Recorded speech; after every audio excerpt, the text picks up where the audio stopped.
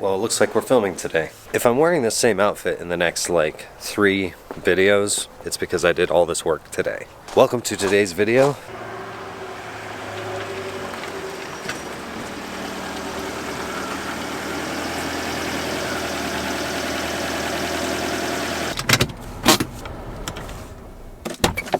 I'll be completely honest with you guys, I have no idea where the brakes or brake rotors are for this car. Got pads for the front. I found them. They were in my living room. Nope. I also forgot. I have spark plugs to do. Don't you guys love the glare? We'll pull this right over here so we have access to these bolts over here. And these are going to be E-Torx, I think is what they're called.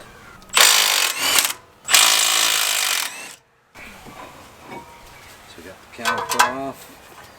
So this is probably a good indication that these brakes have never been changed. There's a bolt that goes through here that holds the brake rotor on, and it's still intact. It's still here. So it's likely that these have never been changed, because these aren't really necessary. These are only for assembly, so that the brakes don't fall off and injure people in the assembly process. But they can stay on the hub itself. Yeah, there's looks like crack in this one. Yeah, it's definitely about time.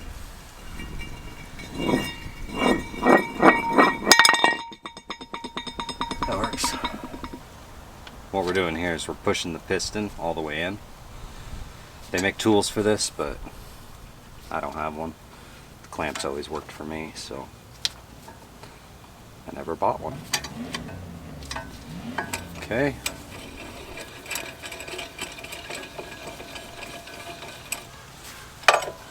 Just like that.